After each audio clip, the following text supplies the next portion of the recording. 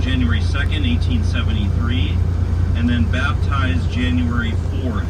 We saw the baptismal font in the cathedral, or the basilica. And that was January 4th, 1873, so just 2 days later. And then, as we know, Zélie died August 28th, 1877 in Alençon. And then the whole family moved from Alençon to Lisieux that same year.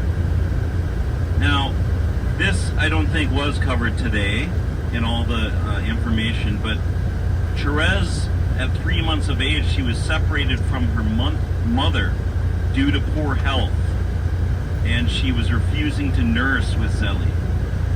So she went to a wet nurse nearby. Her name was Rose, and she spent 11 months with Rose, away from her mother, away from her family. And she was separated from after bonding with her as a mother. And she showed signs of real bonding with this wet nurse, Rose, because when she was brought back to Zélie, Therese would cling to Rose. So such early separation could have engendered in Therese a fear that she'd be abandoned again. Well, soon after, as we know, at age 4.5, Therese did lose her mother to breast cancer. But in general, the first 4 years of Therese's life, as she testifies, were very happy years. Okay, even though all this has happened already, being away for 11 months with the wet nurse, and then her mother in the last stages of her life, they were happy years. But Therese testified after her mother died. She says, "My happy disposition completely changed after Mama's death. I, once so full of life, became timid and retiring, sensitive to an excessive degree. The only way I was content was to be left alone completely. I could not bear the company of strangers and found my joy only within the intimacy of the family." So her great joy was to be with family, but outside of that, as she testifies, it was very difficult. So, some other big highlights in her life. When her mother died, each of the sisters adopted, two of the older sisters adopted, in a certain sense, two younger sisters. So Marie adopted Céline, and Pauline adopted Therese as to be kind of a mother figure.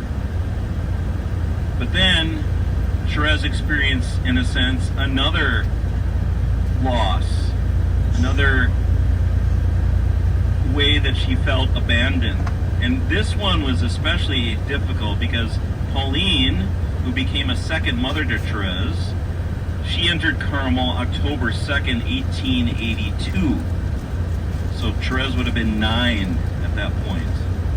And Therese even talks about how with this loss, there was a sense of betrayal, because she had really put kind of her faith, you know, young children have that capacity for just trusting, and she really put her trust and faith in Pauline as a mother figure, and then she left. So she does admit and testify that she felt a certain betrayal when Pauline left. So she had a lot of neuroses because of these losses in her life. We're not going to go into all that now, but we know that she was healed of some of them, and you saw a lot of replicas in Alençon of Our Lady of the Smile. So as far as I know, the original is still in the Carmel in Lisieux, in the Carmelite monastery. We'll see it. But we saw a lot of replicas today at Alençon, including in the main sanctuary of the basilica. There was a large one. And it was nice in our little private chapel for Mass. It was right above the tabernacle. It was very nice. Yeah. So Therese, that experience of Our Lady, that statue that smiled at her, was on May 13th, which was Pentecost that year, 1883. So she would have been 10 years old. And that really brought peace to her and healing. She really needed healing from a lot of these losses she's experienced. Then first communion was May 8th, 1884. Confirmation June 14th, 1884. Soon after. And then, I assume everyone, if you have not read Story of a Soul, shame on you. But you will read it by the time once we get home. But she talks about her Christmas conversion. And that was, I'm not going to tell the whole story right now, but that's a significant event in her life where she felt totally free and healed from all her childhood hurt and pain. And that she was mature now, that she was not going to regress. And this Christmas conversion happened December 25th, 1886. So she was just 12, almost 13. Sorry, she was 13, almost 14. And then she had the famous pilgrimage. As you know, Louis loved pilgrimages. And he didn't stop once Zélie passed on. He just was, brought the girls with him, right?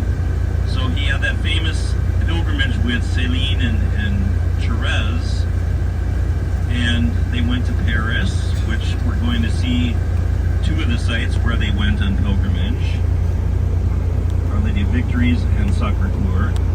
And then they went all throughout Italy, including Rome, and that's where she famously had an audience with Pope Leo.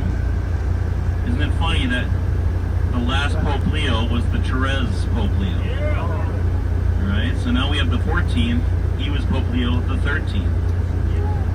She met with him. That's famously where she asked him to join Carmel at 15. And that was November 20th, 1887. Finally, it was God's will, as she told Pope Leo. She said, if it's God's will, if you say that I can